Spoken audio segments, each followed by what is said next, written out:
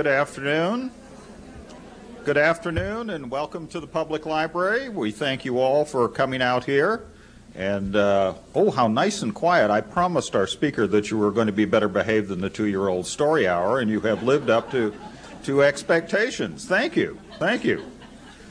I welcome you to the first of our Thinking Out of the Lunchbox series, which is co-hosted by the library. And on behalf of the library, I also want to welcome you from our director, Donna Nicely, our Library Board of Trustees, and also on behalf of the Metropolitan Government and Mayor Bill Purcell and the Metro Council, we want to welcome you to our wonderful library facility. And co-sponsor is wonderful Vanderbilt University, which not only feeds us intellectually, but they also paid for the lunch. So, you know, if you can help them out, that's good. And I'm looking forward to this this talk. I saw it was about trust and numeracy and the voice of the people, and I tried to figure out what numeracy was and got a book out of the library, and there were a lot of percentages, but I figured that's why I come to this, to figure out what's going on.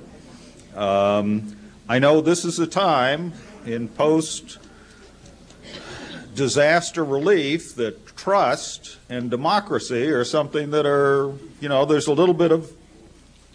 sometimes there's a bit of a problem with trust. So, speaking as a minor government official and bureaucrat, I want to assure you that the lunch which you have consumed has, now there's statistics here, has more than a third less fat and unhealthy things as lunches containing a third more.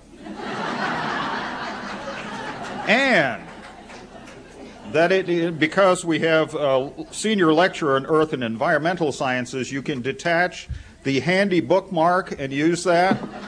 This is 100% organic. It is all fiber. It's high in carbs, so we don't want you to eat it, but you can tuck it into your book on numeracy to keep your place there. And folks, it's just as pure and natural as original sin. I'm slipping into theology. It's time for me to stop. I would like to introduce, on behalf of Vanderbilt University, their representative, the Assistant Vice Chancellor for Community, Neighborhood, and Government Affairs, as she puts it, the longest title in captivity, Betty Nixon.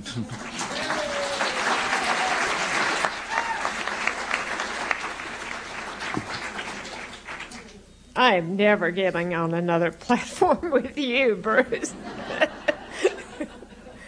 I am very happy to be here this afternoon for the first of our fall series, and I bring regrets from my colleague Mike Schoenfeld, who could not be here today. This is an extremely important topic that is being addressed, democracy in the age of science, and one that I actually have to struggle with in the state legislature as I represent Vanderbilt University on a daily basis. So I'm not. It's my job to introduce the David Wood, who is the professor of philosophy and the mastermind of this series, who will introduce your speaker.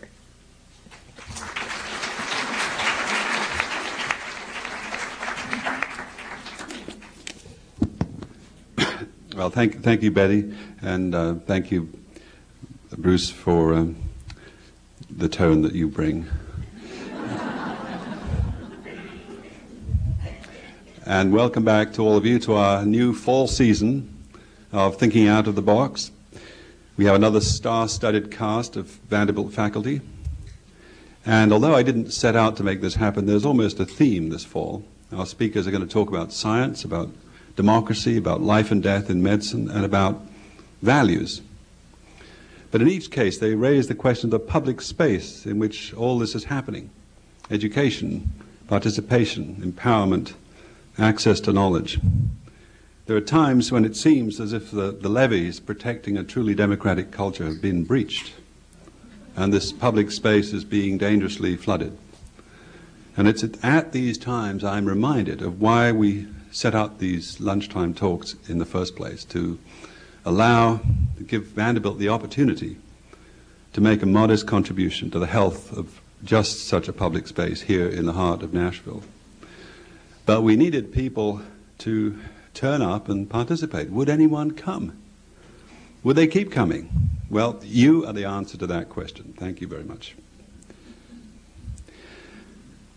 It's a pleasure to introduce today's speaker, and I'm going to make a few sort of prefatory remarks about where he's coming from, I think. People are understandably suspicious of science. It brought us nuclear power, but it also brought us the nuclear bomb and the possibility of destroying life on Earth. It brought us contraception and also troubling changes in sexual mores and habits.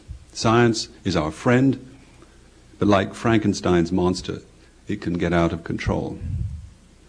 So when we're told we have a faith-based administration, some of us may have been relieved. Science is going to be guided by values, and religious values at that. Its excesses are going to be curbed. But alongside this, we've begun to see what many never believed could happen, the overt politicizing of science, with every unwelcome truth about global warming or about evolution being countered by bogus research funded by some interest group. Or by the discrediting of science in general, cuts in federal funding. Of course, not all scientists are great communicators, and the public yawns easily when bludgeoned with percentages. But it's not difficult to think that what we really need is an educated public, scientists who can connect, and a genuinely democratic culture in which scientists and policymakers alike are called to account by vigorous public discussion. Well, our speaker today, Jonathan Gilligan, could hardly be better placed to help us with these issues. He's a very successful physicist with a PhD from Yale and the prolific author of dozens of arcane publications with titles like Free Electron Laser Near Field Nanospectroscopy. It's one of them. But he's ventured out of the lab to use high-flying aircraft to directly measure the depletion of the ozone layer, with all the implications for public and planetary health that we know that has. 2 years ago, Jonathan took the bold step of switching departments at Vanderbilt from physics to environmental sciences to work on public policy questions and to pursue the public face of science, both in his teaching and in his research. He's teaching even now a course on science, voodoo science, and democracy.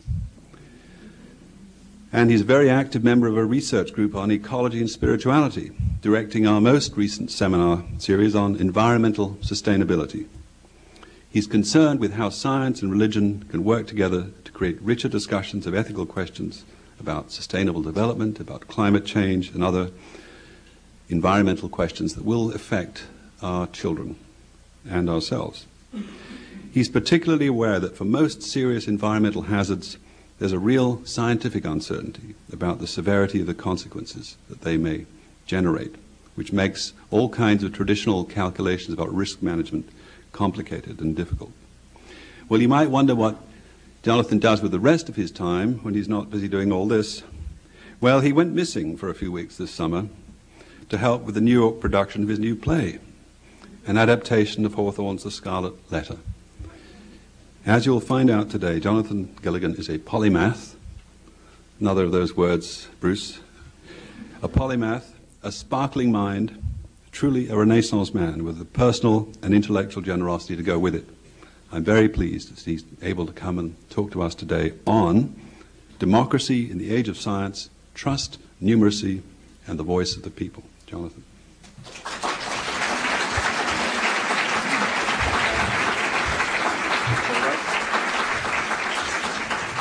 Okay, thank you for that introduction, David. And now that you've had your nice lunch from Provence, what I might call the sugar coating, here comes the bitter pill. In recent years, we've seen a frightening erosion of the element of trust that has stood as the axis about which American politics revolves. We lost trust in our leaders long ago. We're losing trust in the experts who advise these leaders. We are losing trust in the newspapers that inform us about what is happening in the world. But most frighteningly, we're losing trust in ourselves, in the ability of a democratic people to exercise its power wisely, as voters, as jurors, and as citizens. This lack of trust imperils democracy. Fareed Zakaria observed that much more than the right to vote, democracies are characterized by the levels of trust their political institutions earn from the people. When the people cannot trust their legislators, the judges, the courts, the bureaucrats, and the government agencies, the democracy breaks down and becomes a sham. When people can trust that they will get a fair hearing in court, that their politicians are pretty honest, and that they can get services from government agencies without having to pay bribes, then the system will work. But what happens when the trust vanishes, not only for a democracy's leaders, but for the people themselves? Distrust of the people is nothing new. In the 4th century BC, Plato wrote that democracy would fail because it would produce a society filled with the sort of soft, spoiled citizen who would live out his life indulging the appetite of the day, now wine-bibbing and abandoning himself to the lascivious pleasing of the flute, idling and neglecting all things. In other words, the ancient Greek equivalent of sex and drugs and rock and roll. Plato continues, and frequently he goes in for politics and bounces up and says and does whatever enters his head, and there is no order to his existence, but he calls this life of his the life of pleasure and freedom and happiness, and cleaves to it to the end. Such a society, Plato warns, will not accept leaders who call upon the people to sacrifice or to exercise moderation and responsibility. It will elect leaders who fawn upon the voters and corrupt the state until a tyrant steps in and takes over.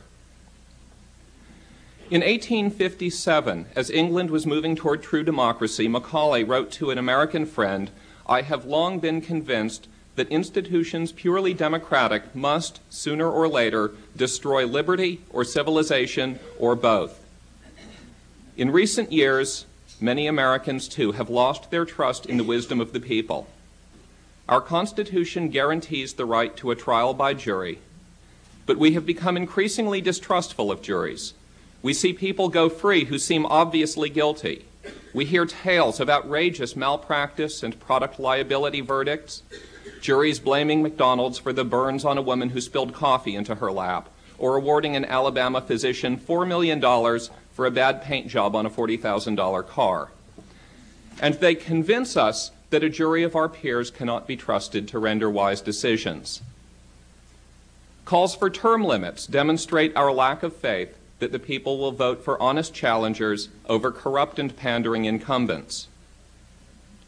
The people's collective wisdom is frequently mistrusted when matters of public interest involve complex scientific or technological issues. In almost every area of public policy or public interest, science and technology play important roles.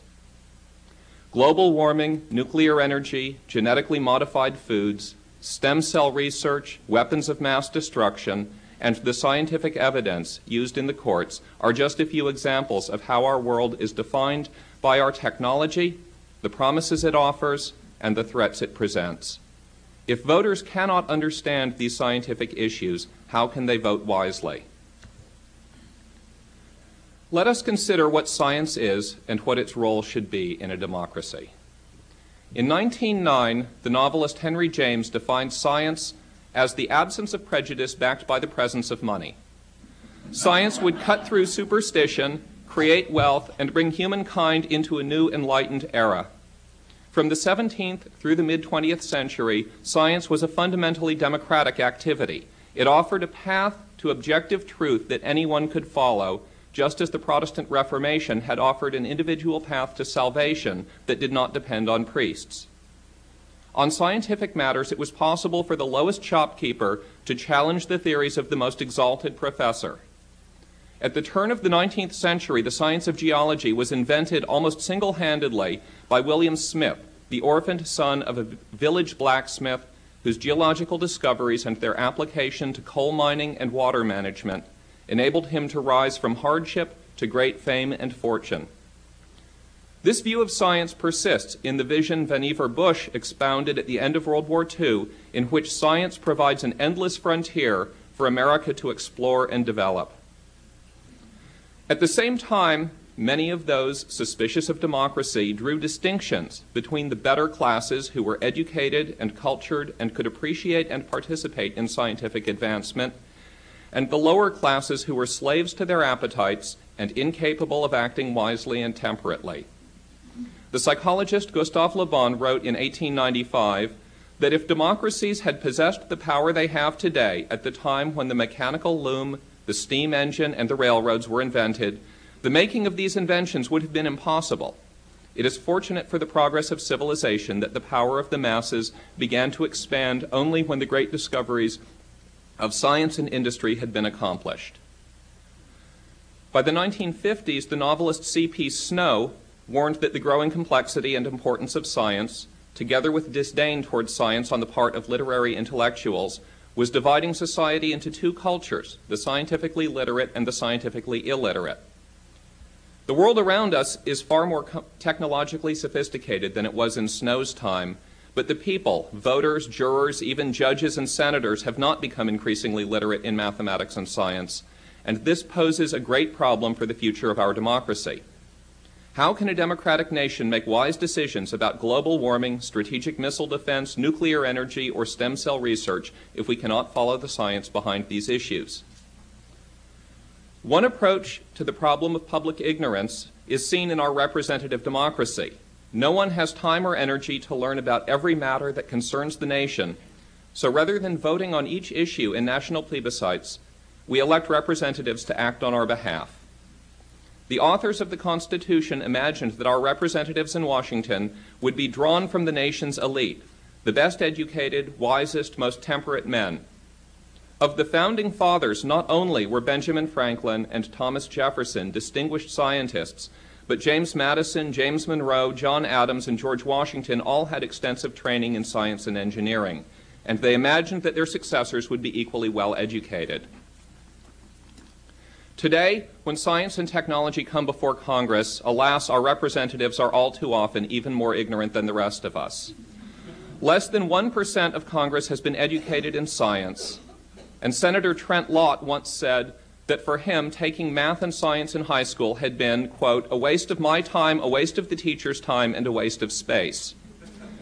One consequence of this was that when one of his constituents could not get a patent for a proposed perpetual motion machine, Lott, who didn't understand that such a machine would violate several basic laws of nature, co-sponsored a bill to force the patent office to issue the patent. Fortunately, the bill was withdrawn when Senator John Glenn, who knows a little science from his astronaut training, exposed the fraud. More seriously, many of you may remember that in 1990, a charlatan called Ivan Browning predicted that on December 3rd of that year, a catastrophic earthquake would strike somewhere near New Madrid, Missouri, devastating cities along the banks of the Mississippi. There was no scientific basis for this prediction, and Browning's previous record included advising NASA in the late 1960s that the moon was covered with such a thick layer of fine dust that a manned moon landing would vanish without a trace. Nonetheless, credulous news reporters spread the alarm, and mayors, governors, and other officials wasted millions of dollars on unnecessary disaster preparations. Many scholars, both liberals, such as Supreme Court Justice Stephen Breyer, and conservatives, such as John Graham, President Bush's regulatory czar at the Office of Management and Budget, have suggested that the people and Congress were just too ignorant to be allowed to decide technically complex matters, and that such decisions should be turned over to scientific experts working for the government bureaucracies. These experts would establish environmental, health, and safety regulations on the basis of complex mathematical calculations of costs and benefits to ensure that these regulations were economically efficient. This approach to government, known as technocracy, has many points in its favor. We often defer to experts, acknowledging that their superior knowledge and experience in a particular area allows them to make better decisions on our behalf than we could make for ourselves. If my doctor were to tell me that my appendix was infected and I needed immediate surgery, I would trust his judgment. I pay an expert to help me figure out my taxes.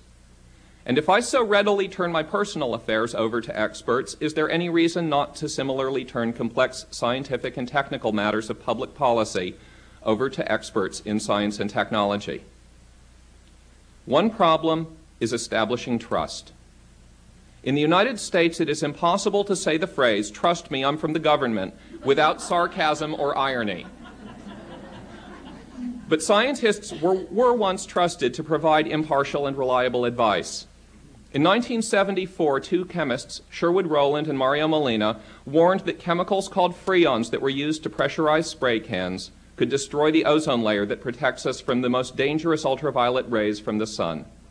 The American people believed this warning, and within a year, long before the government could issue any regulations, consumer pressure for environmentally friendly spray cans led manufacturers to eliminate freon. Today, things could not be more different. When scientists report on the environment, the first thing we ask is, whose side are they on? Our trust that science provides impartial truths has weakened, and scientists are too often seen, like lobbyists and lawyers, as hired guns out to defend a position, regardless where the facts point. Three major problems arise when scientific experts weigh in on politically controversial science. Are they honest? Are they biased? And are they correct? How much can we know how to trust scientific expertise? The answer is that we, the people, must remain ever vigilant. In President Reagan's words, trust but verify. If the voters do not have the scientific and mathematical literacy to verify what the experts tell us, then how can we know whether they are giving us reliable information or spinning the facts to pursue private goals? Even where the experts are honest, how can we tell whether they are misguided, mistaken, or perhaps unconsciously biased? To some extent, we rely on an adversarial approach modeled on the exaggerated courtroom dramas we watch on television. On every issue, there are two sides which must receive equal time, and in the end, the jury or the audience decides which was more persuasive. But if scientists, like lawyers, act as hired guns, advocating for the side that pays them, this undermines the much older notion of science as a cooperative search for actual truth. The poet, mathematician, and humanist Jakob Bronowski wrote that the scientist must cultivate three things: a creative mind, a habit of truth, and a sense of human dignity. The creative mind is what recognized patterns in nature and draws from them the laws that govern the universe. But these patterns may illustrate laws or mere fancy or delusion, and so must be subjected to rigorous testing.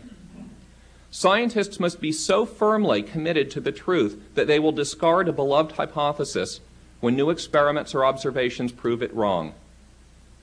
Finally, a scientist does not work alone, but as part of a large community who depend on each other's work to advance their own.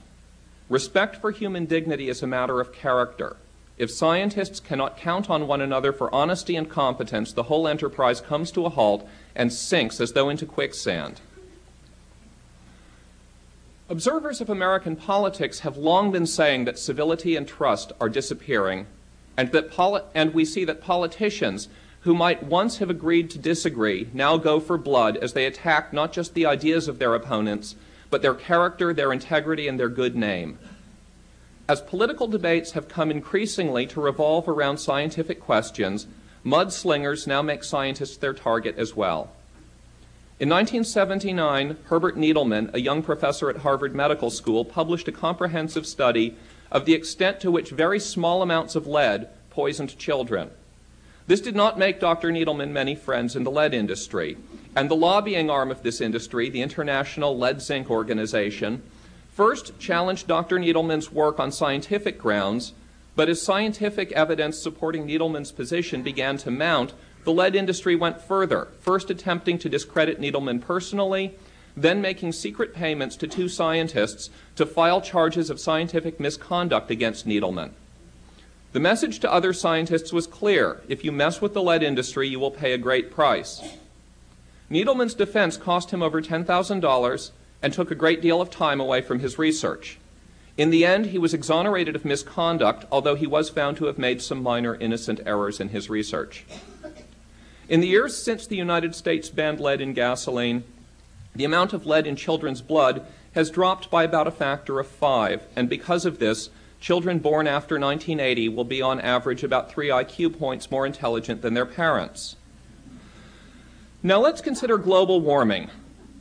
There's almost complete consensus among scientific experts that burning fossil fuels and other industrial activities are slowly warming the planet. But some politicians and special interest groups continue to treat climate science as though it were a partisan activity. Having failed to discredit global warming through legitimate scientific channels, they now resort to personal attacks on individual scientists. Last February, the Wall Street Journal used its front page to launch a personal attack on a prominent climate scientist, Michael Mann.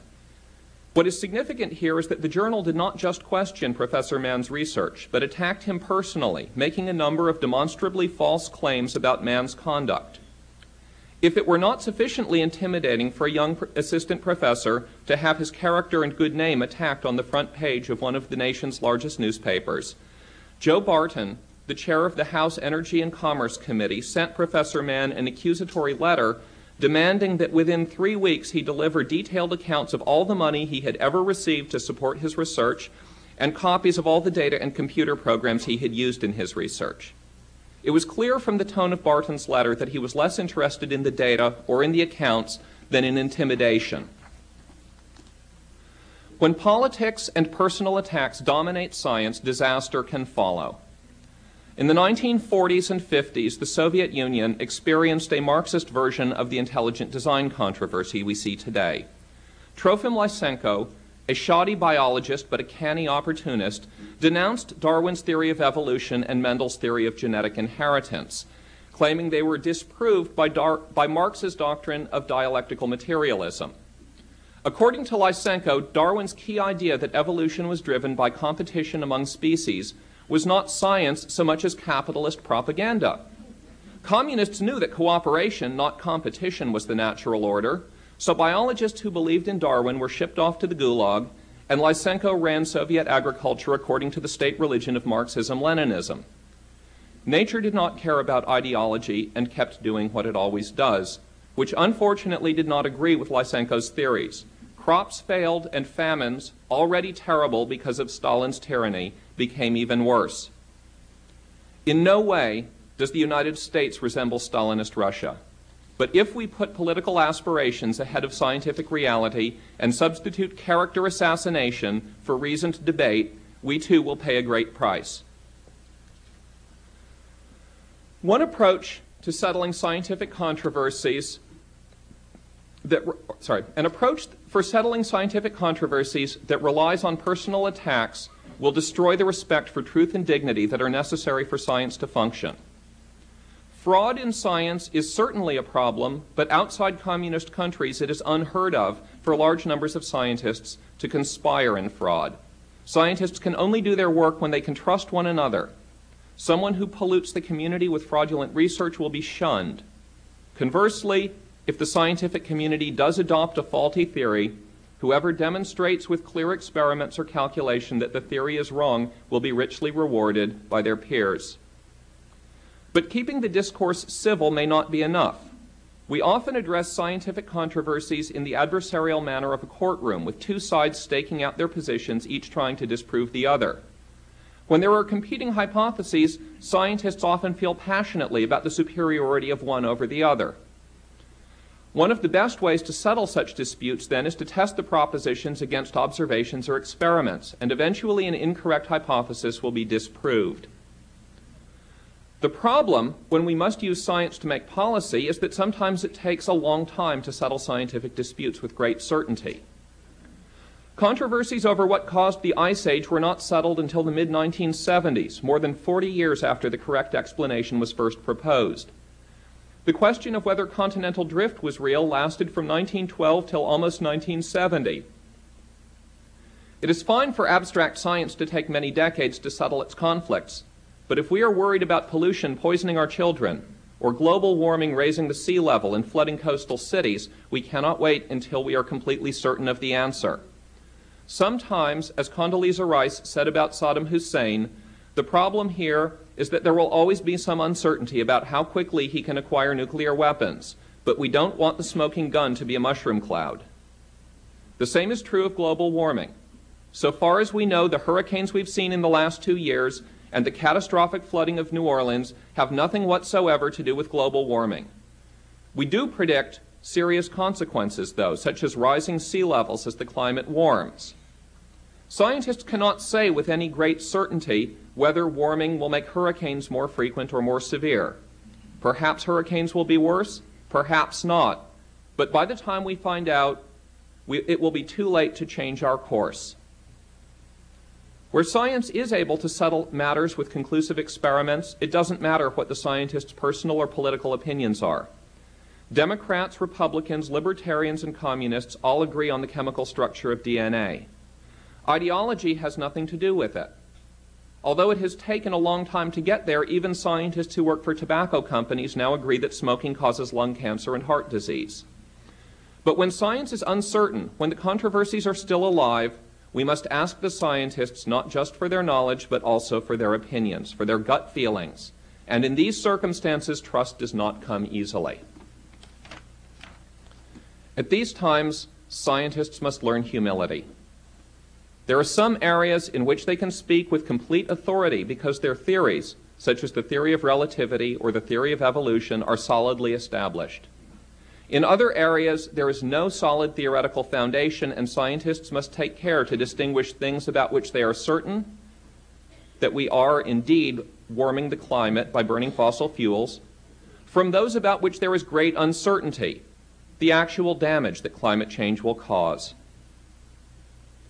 If scientific experts could be clearer and more accurate in telling lawmakers and the public what they know with certainty and when they are uncertain and merely speculating, it would be easier to decide when to defer to their judgment and when to turn the question over to the people or their elected representatives. But even the scientists may not know. Repeated studies have showed that experts tend to be overconfident about how much they know, that they tend to understate the degree of uncertainty in their predictions and pronouncements. At the same time, Congress and the public must learn to make decisions under uncertainty. If we remain paralyzed until we have conclusive evidence, it may be too late. A final problem is that scientists' political beliefs may affect their scientific judgment even when they think they are being objective. In 1980, a political scientist asked a number of experts on nuclear power to answer a series of scientific questions about future energy resources, such as how the supply of uranium, the demand for electricity, and the price of solar power would change over the next 10 years. Surprisingly, although there was no scientific relation between the questions, the supply of uranium has nothing to do with the price of solar power. The respondents' answers to the scientific questions fell into one of two groups. It turned out that people who politically favored a program to build a certain kind of nuclear power plant gave answers to the scientific questions that supported that program, and people who opposed the program gave scientific answers that did not support it. Only a small number of people had a mixture of supporting answers and opposing ones. The fact that scientists' answers lined up so neatly with their political opinions suggested that their politics had swayed their scientific judgment. And this puts us in a difficult position regarding expertise. On the one hand, we need scientists to help us understand the choices we face in many public policy decisions. And on the other hand, when the science is uncertain, then the expert's gut feeling about the science will almost certainly be influenced by personal or political opinions, and thus not be clearly better than the public's opinions. My hope is that if the public, its representatives, and scientific experts can engage in respectful conversation instead of hostile shouting, if we can assume that those who disagree with us are sincere, even though they may be mistaken, if we can be as attentive to the beam in our own eye as to the mote in our opponents, we will be better able to make use of scientific expertise, achieving better results for ourselves, for our environment, and for the legacy we bequeath to our descendants. But this kind of trust must be earned on all sides. So the question I struggle with as I watch what could be substantive and productive debates over environmental policy descend into mud wrestling is how scientific experts and the public can begin a civilized, respectful discourse that can lay the foundation for trust and learning. After directing the British government's investigation of the biological and medical effects of the atomic bomb at Nagasaki, Jakub Bronowski wrote, "What science has to teach us here is not its techniques but its spirit, the irresistible need to explore. It has created the values of our intellectual life and, with the arts, has taught them to our civilization. Science has nothing to be ashamed of, even in the ruins of Nagasaki. The shame is ours if we do not make science part of our world, intellectually as well as physically. The values by which we are to survive are not rules for just or unjust conduct, but are those deeper illuminations in whose light justice and injustice, good and evil, means and ends are seen in fearful sharpness of outline. Indeed, without these values, all that science provides for us is, in Thoreau's words, improved means to an unimproved end. On values, scientists have much to learn, and we would do well to be humble in our opinions of what should be done with the scientific knowledge we have to share. As we join in the search for eternal moral truths that can guide us, as we break a trail into an unknown future, we might remember the words of Gandhi. Truth is not to be found by anybody who has not got an abundant sense of humility.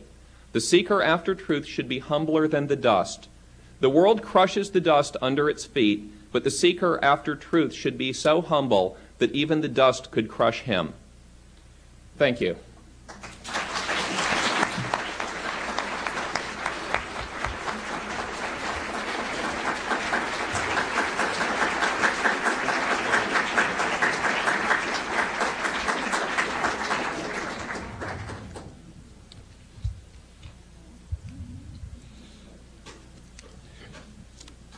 Okay, well, I've got one or two little questions, although I don't want to bring things down. It was a wonderful, wonderful ending there. I mean, it strikes me that one of the things that you're talking about at the end when you talk about Gandhi and humility and so on, is that we're kind of confused about what science is. That sometimes we think about science as the stuff that that Bruce has got in the science section of the library here, or that we've got in Vanderbilt. It's knowledge. It's the truth, the scientific truth. It's all that stuff that we now know.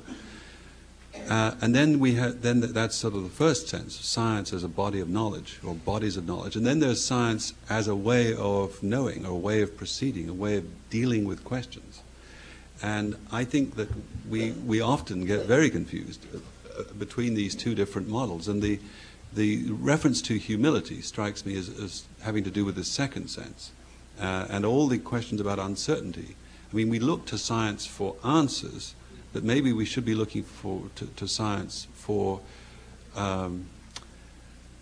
considered ways of dealing with the difficulty of getting answers. And as you said, both democratic ways of discussing differences in scientific opinion, and also ways of testing the things that we believe to be true, the insistence that we keep testing what we think is right. So do you think that this is something that has crossed your mind, this sense of these two different models of science? Very much. There's one very useful concept is something introduced about 30 years ago by Alvin Weinberg, who used to be the director of Oak Ridge Laboratories, who wrote that when you talk about science, there are really two different kinds of scientific questions that we can ask when we're making public policy. There is science in the first sense David discussed, of things we can come up with concrete, objective answers to today. And then there's another class he called trans science, which are things that we might be able to come up with a concrete, objective, accurate answer to in 150 or 200 years, but by that point it will be too late for the decision that we have to make next week. And so we have two different ways we have to approach science. The traditional science, science as knowledge, but those ways of approaching science won't work when we're looking at science in progress, and the progress is too slow to give us certainty now. We have to learn. And it's difficult for scientists to learn to do this. We tend to want very concrete answers, and it's difficult for people who ask us questions to accept this because they want concrete answers, yes or no, am I right or am I wrong? And for me to say, there's a problem here, but I can't really tell you with great accuracy how severe the problem is, means we have to get into a discussion, all of us, about what we know, what we don't know, and what we're actually going to do about the fact that we don't know the answers to the questions we most would like to ask. I mean, when you were talking about the need to, in a sense, you're talking about the need both for scientists to admit their uncertainty. You know, if you're getting funding for experiments, it must be terribly tempting to come up with a conclusion that's more certain than you actually can justify, so that you can say, listen, I've proved something, I've shown something. But at the same time, we need to get people who are going to make use of this information to more readily accept uncertainty and deal with it. So there is the two sides to this issue. Now, when you were talking about uncertainty, you didn't give us any, and I was wondering whether what you think about this. You didn't give us any sort of recipes for how to deal with this. And I know that some people talk about the precautionary principle, that, you know, that well, given that we don't know that global warming is going to happen, but it might, we ought to act as if it will, and so we'll act in a precautionary way. I mean, we certainly do this when we think that, you know, maybe those snakes in my yard are poisonous, so I'll kill them all off just in case. Now, of course, that's a very bad example, but I've heard, and I'm certainly not recommending that. But that is, I'm just wondering whether you take seriously the idea of there being a sort of valid principle here, like the precautionary principle, that would enable us to deal with these uncertainties. Well, there's a lot is said about the precautionary principle, but I think it really is misleading, because the precautionary principle says if you don't know all the answers, assume the worst case, do everything to avoid the worst case. Well, of course we can't do that because we're uncertain about everything. If I'm going to adopt the precautionary principle, why should I worry more about the unknown risks of global warming than the unknown risks of an asteroid striking my house, or the unknown risks that some chemical in my food will cause me cancer? There are too many things to worry about, and what we need to find is a way to select which things we're going to worry about, and to come up with a default question of what we do under uncertainty. The precautionary principle can be turned on its head, and we can say, I'm very worried about the economy being rich enough to support me in my retirement, to support a wonderful life for my grandchildren when I have them, to grow up, be able to find good jobs and so forth. And I could be precautionary about rejecting any environmental measures that might stifle the potential for economic growth for my children. So precautionary principles are not a very useful way to think as an abstract rule for living. However, the techniques people use to replace them, the things people have suggested for thinking about uncertainty,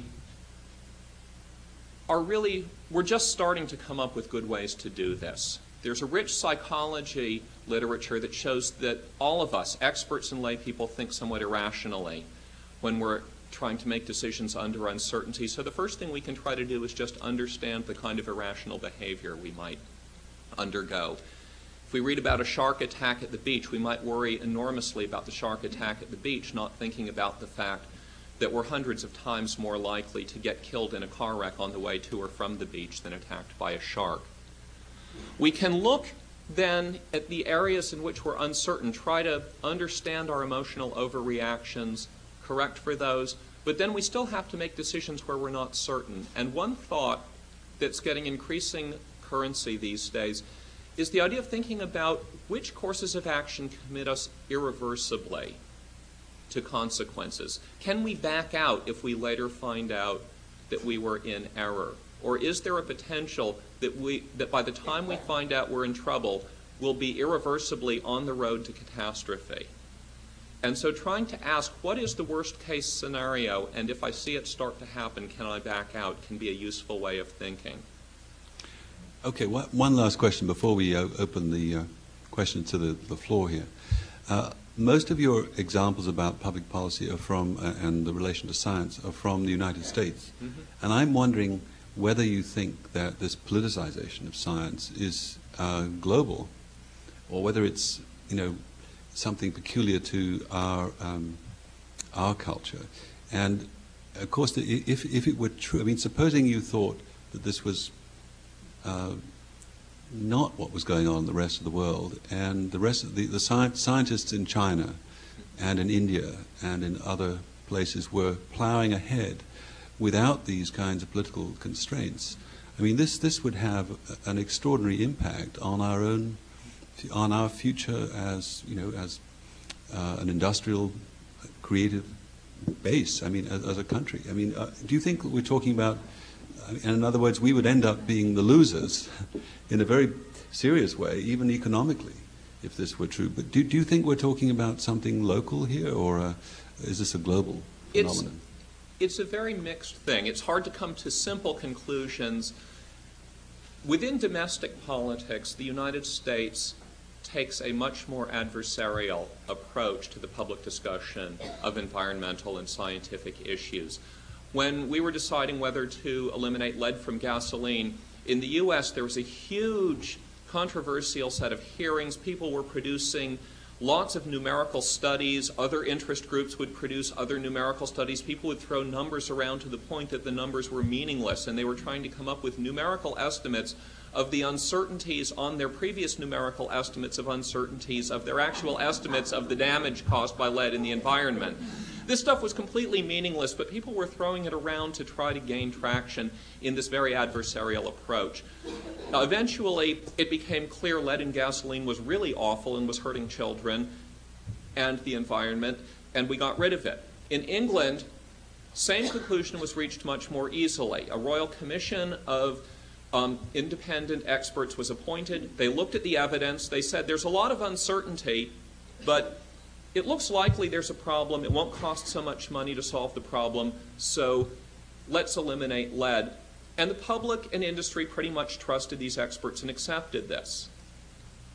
On the other hand, where you don't have, when things go international, you have issues of trust between nations. So when the U.S. took the lead on announcing that freon chemicals were endangering the ozone layer, France and England reacted with great suspicion and thought, is this some conspiracy by the American company DuPont to force everybody to use American chemicals instead of freon? And it took a lot of time and a lot of scientific conferences and diplomatic work to establish trust between the United States on the one hand and France and England on the other.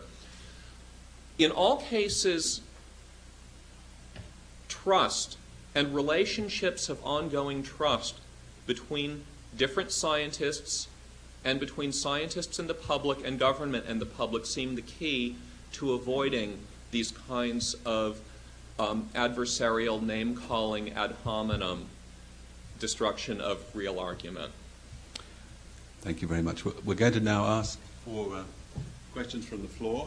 And as you know what happens, we kind of collect a bunch of questions, and then we ask a speaker at the end to look at his notepad and see what he can actually respond to. Yes, gentleman over here. Do you have a website or something where this could be downloaded for discussion purposes?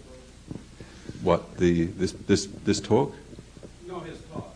Yeah, I think it's all recorded and available on at www.vanderbilt.edu/lunchbox. And I think you can listen to it again. Yes, gentleman over here. Do you have any ideas on why more scientists do not get involved in running for political offices? Okay. And there's a gentleman behind there. There was a book recently out, I think it's called The Wisdom of Crowds, that says that statistically common people will come to conclusions that are more correct than experts for a variety of reasons. Are you familiar with the book, and what is your view? There's a lady behind him. I wonder to what extent do you think the public's trust in science and scientists is being undermined by the current issue of evolution versus intelligent design? It seems to me there's a recent survey that shows that in spite of all the evidence we have that the Earth is billions of years old and that evolution has brought us to the stage where we are now, that 42% of the American public believes that all living creatures are in the form today as they were at the beginning of life. And if 42% of the people distrust science and the scientific process with regard to that issue, what does that say about their level of trust on other issues such as global warming? Thank you. This lady here. I'm curious about the statement that you made about the scientists and their political beliefs, and I was wondering if it wasn't the other way around, is that their politics were formed by what they had come to understand through their scientific research. I mean, theoretically, well, personally, my politics are formed by my understanding of the natural world, and a lot of times you get into these discussions and people will say, well, you're just biased. Well, in fact, you may be biased because you've seen all the evidence and you think that that's the way it is. Anyway, that was... Thank you. There's a question over here. Yes. I'll be very brief. Money and pharmaceutical research.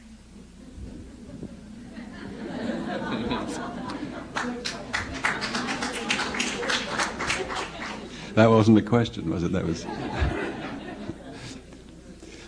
Any more three-word questions?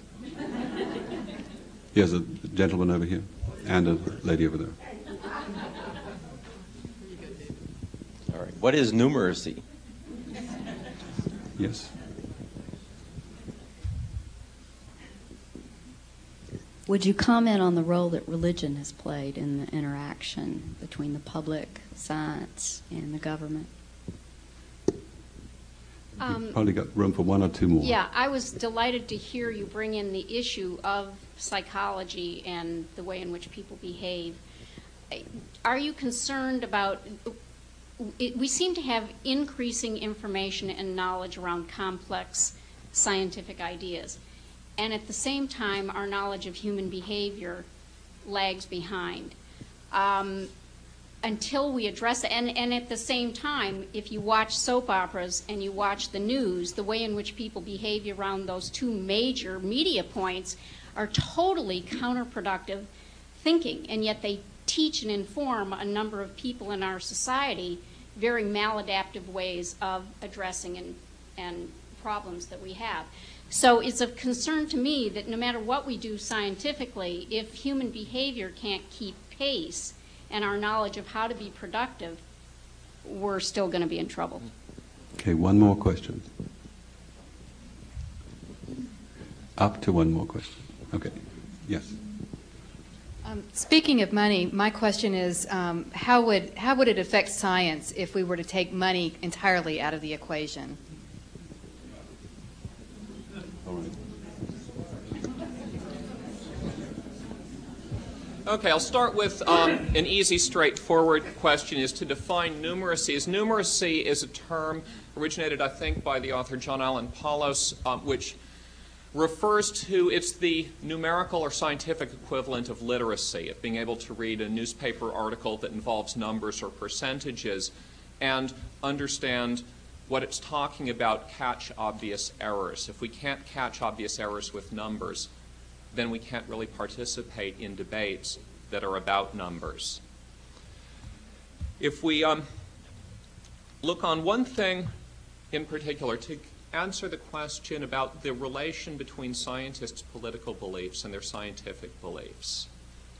And the question is whether, in the case I gave with the nuclear experts, whether their opinions about future demand for electricity, the price of solar power, the availability of uranium were shaped by their desire to build a particular kind of nuclear power plant, or whether the desire to build the power plant or not to build it was shaped by the scientific beliefs. One of the important things is that the three scientific questions had no clear connection to each other. There's no particular reason why everybody who said that we didn't have very much uranium would also say solar power is going to continue to be expensive in the future. There shouldn't be any connection between those.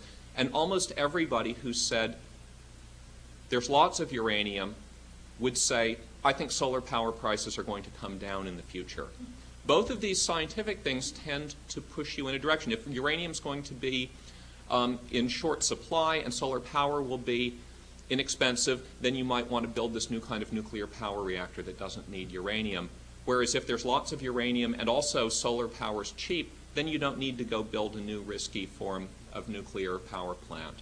So it was the fact that the three scientific questions were completely unrelated to each other, and the only connection anyone could see between them was that they either lined up for or against building a particular kind of nuclear power plant.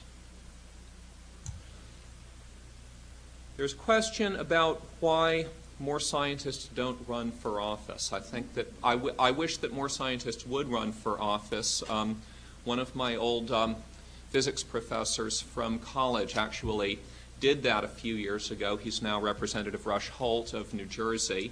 So I do have some acquaintance with somebody who has done that.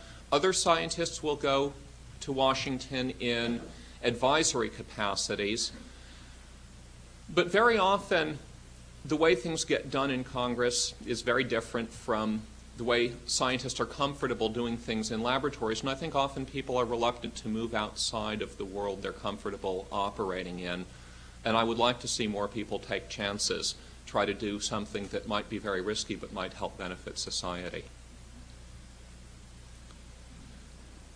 Asking about the role of religion in all of this and human behavior, I think these two things go together very, very tightly. I think that science can give us some answers about what our choices are in policy.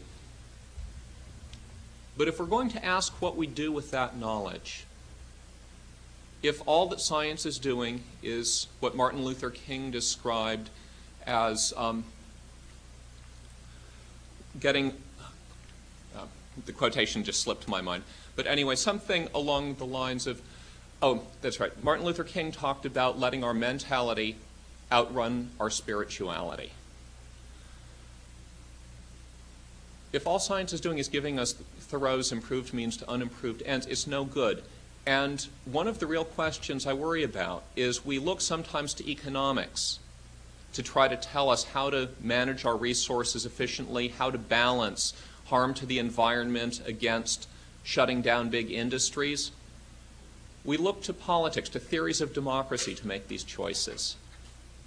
But when we talk about global warming, we talk about things that will change the face of the earth for hundreds, if not thousands of years hence. And if I talk about what is my responsibility, what is all of our responsibility to our great-great-great-great-great-great-grandchildren, we'll be long dead, buried, and decomposed before they're even born. Very little in modern economic theory, modern political theory, gives us useful tools to talk about how today's policy relates to our responsibility to distant future generations. And in that area, I think the only thing I'm finding to look towards, and I don't have answers, I just have the very beginnings of questions, but I look towards religion and towards spirituality to help guide us in a way that more mechanistic and more objective, you might say, views of politics, of economics, of ethics seem to fail. And it's through this, through a sense of spiritual responsibility and spiritual community with other people, those living now, those to come in future generations, is where I look to try also to ask how can we make better decisions even when we have very fallible, often very selfish and short-sighted human natures.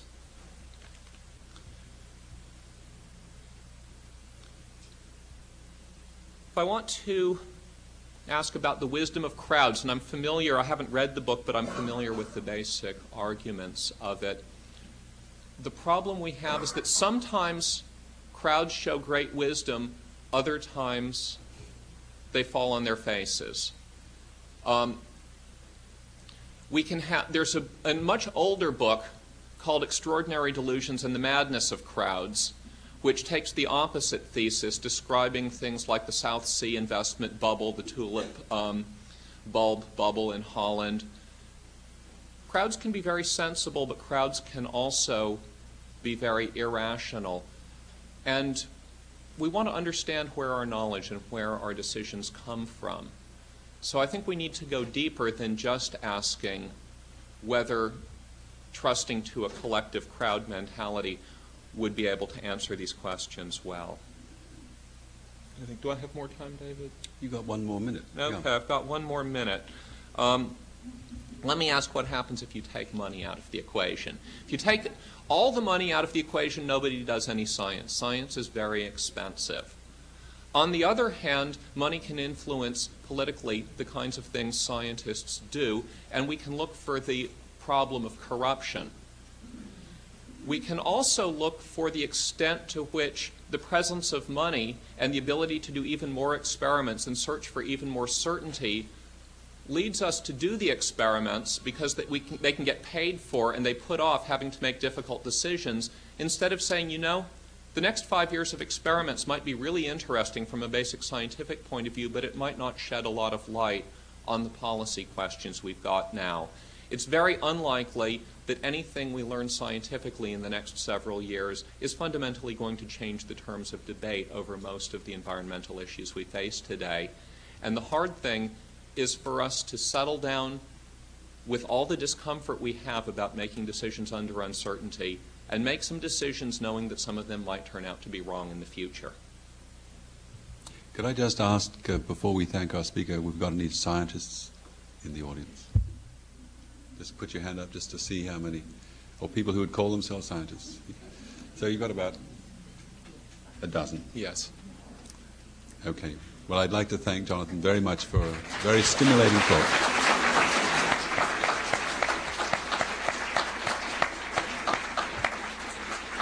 I'd like to thank all of you for taking an hour out of your busy day to come and listen to my thoughts. Thank you very much. You've been a very nice audience. This crowd stuff, I'll talk about it in a moment. Hi. Make sure I had your name. Jonathan Gilligan. It was great. Thank you very much. I wish every conference